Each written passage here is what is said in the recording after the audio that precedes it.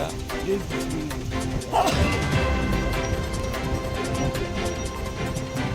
என் பேர் ராமசாமி, ஆலயம்பட்டி. அப்பா பேர் தங்கவேல்.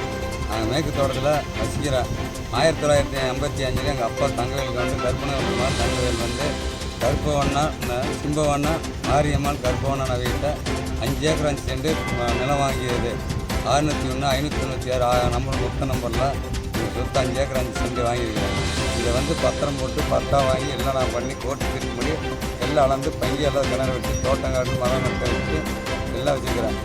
இருந்தாலும் கோபால் என்ற வந்து நல்லா சும்மா பொய்த்திறன் போட்டு எந்த அதிகம் சொல்லி மாற்றி அதிகாரிகள் வச்சு எழுதி வாங்கிட்டு வந்து குளம் மறுத்துறாங்க.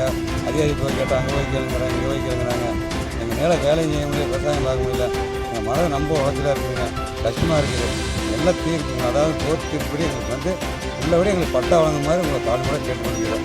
இல்லை கோர்ட்டுக்கு போனால் அங்கே போயிட்டு வாங்குங்க, அந்த ஆள் விளைங்கிறாங்க, இந்த ஆள் விளைங்கிறாங்க.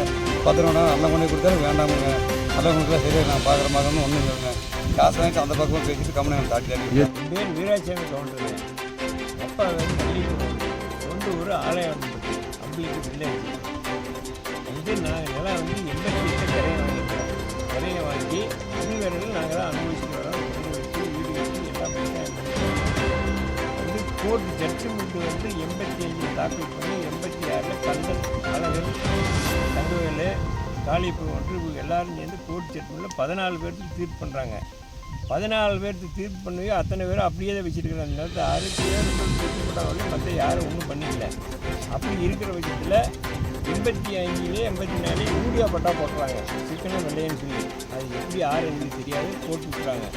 அது தள்ளுபடி பண்ண சொல்லி நாங்கள் இப்படி தாசில்தார் கொடுத்தோம், பழனியில் கொடுத்தோம், பண்ணிடுறோம் எல்லாம் உங்களுக்கு கவர்மெண்ட் கொடுத்தோம். இப்படி இருக்குது, உங்களுக்கு எந்த பிரச்சனையும் வராது, நீங்கள் அனுபவிக்கிறீங்க, உங்கள் வாட்டுக்கு அனுபவிச்சுட்டு அந்த ஆபத்து வராது சொன்னாங்க. எல்லா டாக்குமெண்ட்டையும் கொண்டு கேட்டாங்க, கொஞ்சம் கொடுத்தோம், அனைத்தும் கொடுத்தோம். ஆனால் அதை எல்லாம் வாங்கி பார்த்துட்டு அந்த கோர்ட்டு ஜட்ஜ்மெண்ட் இப்படி எதுவும் பண்ணாங்களா அவங்க சொல்லிட்டு இந்த நிலவோட மேம்படுறதுக்கு ஆதரவுமே அதிகாரிகள் கூட அவங்க பக்கம் பண்ணி விட்டாங்க. காசு வாங்கிட்டு ஏன் காசு வாங்கிட்டு எல்லாம் மாட்டாங்க, சிம்ப பண்ணுறாங்க.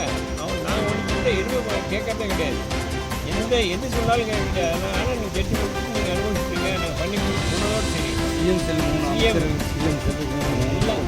அப்புறம் வந்து எந்த நடவடிக்கை எடுக்கல, தவறான ஒரு தீர்ப்பு வந்து பழனி கழித்து போட்டுறாரு. அதை மாதிரி மேலே வந்து குண்டிகளுக்கு நாங்கள் அப்பீல் போட்டு 2018 பண்ணி இன்னைக்கு வந்து நடவடிக்கை இருக்கவே இல்லை. நாங்கள் உங்களுக்கு எல்லா ரெக்கார்டும் சரியாக இருக்குது, உங்களுக்கு 2020 நீங்கள் கொடுக்க வேண்டாம். நான் 2017 கொடுத்துருக்கோம். எதை கொடுத்தாலும் வாங்கிட்டு சரியாக இருக்கும் சரியாக இருக்கும் கண்டுக்கவே இல்லை போட்டாங்க எல்லா அதிகாரிகளுமே. பட்டா மாறல் பண்ணவே கிடையாது. அதே மாதிரி வந்து ஜிபி என்ன பண்ணால் 2024 ஒருக்கா கொடுக்குற மனு எழுதுறாங்களா?